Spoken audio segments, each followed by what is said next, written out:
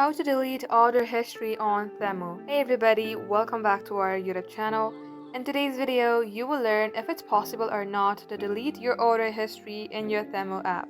So without any further delay, let us jump right into the process. Start by opening up your Temu app and get logged into your Temu account. Unfortunately, you cannot delete your order history due to security reasons.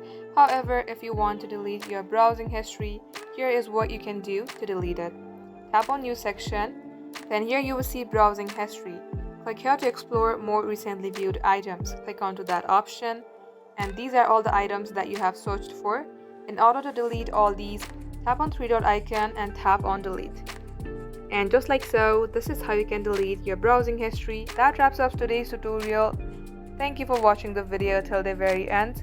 In case it had helped you in any ways, then do like and subscribe. We will get back to you soon with more tutorials like this.